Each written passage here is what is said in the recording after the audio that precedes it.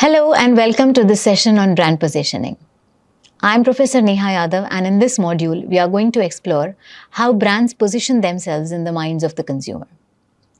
Have you ever stood in front of a supermarket shelf, confused by the multitude of bottled water options? What are the brands that you see? Bisleri, Aquafina, Kinley, Dasani. Each offering seemingly gives the same product, but each is promising something very different. Why does water, a commodity as basic as H2O, suddenly feel like a personal choice? This is the power of brand positioning. By the end of this session, you will be able to identify the core components of brand positioning, understand the guidelines for creating an effective positioning, define and develop a brand mantra. Let's get started. Let's begin with defining the positioning.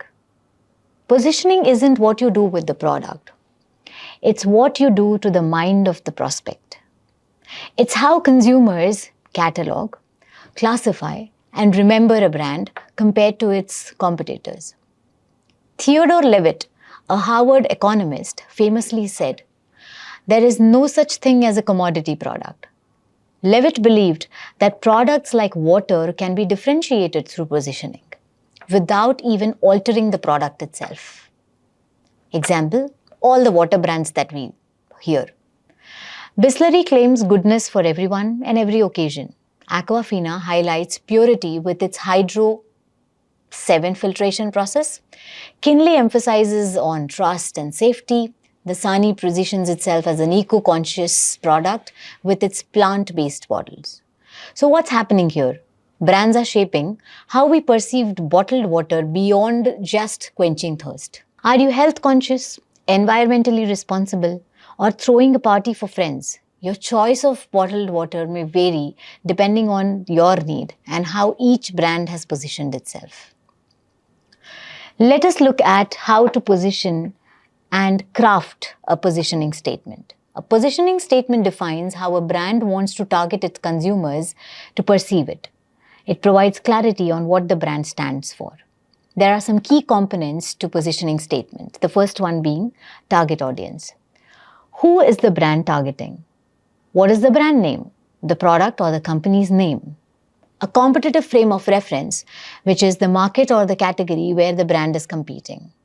A point of difference about what makes the brand very, very unique. A reason to believe or a substantiator as to why should consumers trust the brand's promise. A brand character, which is a personality and the tone of the brand. Let us have a look at Gatorade as an example. Gatorade targets athletes of all ages who compete. The competitive frame of reference is a sports drink. A POD or point of difference is proven formula for performance and hydration. Reason to believe is that it has been endorsed by top athletes. The character of Gatorade is competitive, fierce, and unstoppable. Let us look at another example, Bingo by ITC. Target is all snack lovers. Competitive frame of reference is savory snacks. A point of difference is that the quirky flavors and unique crunch. Reason to believe that it is true is that it is made up of top quality potatoes. Character is fun, mischievous, and youthful. What do you think is a competitive framework? It's your brand's battling arena. This refers to the market space where your brand competes. For instance, Gatorade is competing amongst sports drinks for hydration. Tide is competing within laundry detergent. Netflix is competing within the entertainment streaming. A clearly defined competitive framework helps consumers compare your brand against rivals. Let us look at what are points of difference and reason why. Your points of difference or POD highlights what makes your brand stand out. There are different types of points of differentiation. First one being functional benefits. These are essentially tangible benefits. An example is Dove's 1/4 moisturizing claim. Emotional benefits as to how the brand is making the consumers feel. For instance, Apple about creativity. Self-expressive benefits, which is helping the consumers express their identity, like that of a Harley Davidson, which makes the consumers believe that they are rebel. reason why, which are substantiators, are nothing but proofs that substantiate your claim, which is POD. Colgate says it is Indian Dental Association certified. Nike Air says it is visible air. Head and Shoulders provides a proven formula. Brand character is about your brand's character reflecting its human traits. For instance, Harley Davidson talks about rugged rebelliousness. Disney talks about wholesomeness and magical. Red Bull talks about being adventurous and daring. Think of your favorite brand and describe its personality in 3 words. This should sum up about your PODs and substantiators. What are unique selling propositions? The USP is a distinct, memorable promise that separates a brand from its competition. Famous examples are Domino's Pizza, which claims to deliver in 30 minutes or it's free. M&M's, which melt in your mouth and not in your hands. FedEx, that promises about when it's absolutely positively has to be there overnight. An effective USP solves specific customer pain points, so customer pain points are very, very critical to defining a certain type of USP. Let us look at Absolut Vodka's story. In 1979, Absolut Vodka faced an uphill battle. It was entering the US market at a time when vodka was considered a tasteless drink. Plus, its Swedish origin did not have the same catch as Russian vodkas like that of Smirnoff. What brought the breakthrough? Absolut chose a unique bottle design, an old-fashioned Swedish apothecary bottle with no paper label. Its Absolute Perfection campaign became one of the longest-running ad campaigns in the history.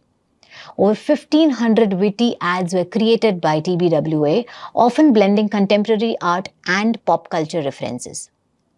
Rather than selling vodka, Absolut sold an imagery of sophistication, modernity, and artistically inclined desires. Today, Absolut bottle is collectible and an icon of premium spirited positioning.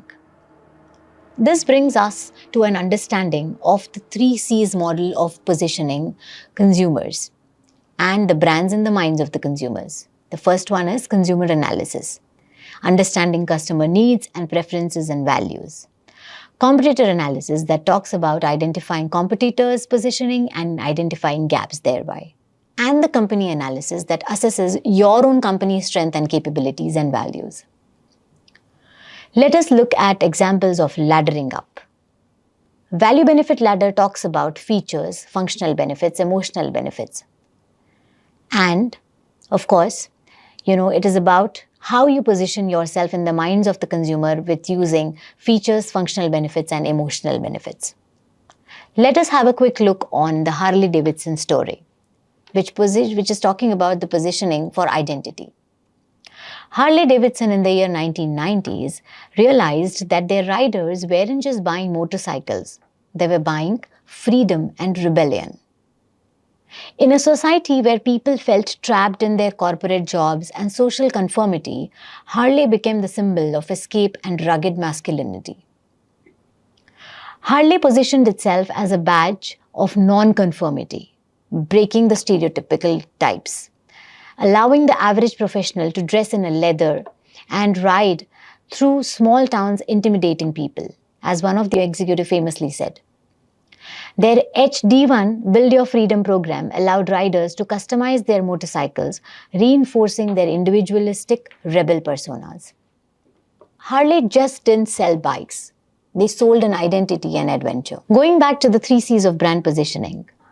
For a strong positioning, consider the 3 C's. The first is consumer analysis, which is what resonates with your audience, needs, values, or behaviors. Competitive analysis, which talks about how do you differentiate from others, what are going to be your points of difference and what are going to be the points of parity, which is similarities amongst you and your competitors.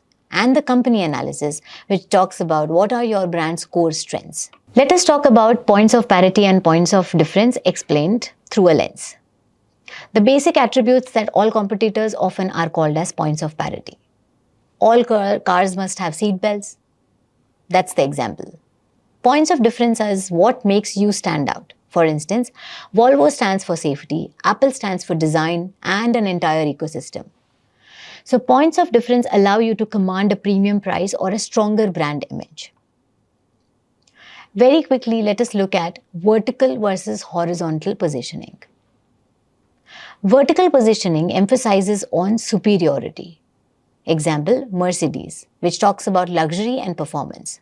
A horizontal positioning differentiates based on variety, like that of Ben & Jerry's quirky ice cream flavors. Advanced positioning strategies. Have you ever heard of reverse positioning? Reverse positioning is about stripping away the category norms to offer less but differently abled positions. IKEA's flat pack model is an example. The concept called as breakaway positioning is about creating a new category altogether. Swatch made fashion watches when watches were in just timekeepers. Stealth positioning that introduces product in an unobtrusive or low-key way. For instance, marketing luxury SUVs as family cars, first adventure vehicles later.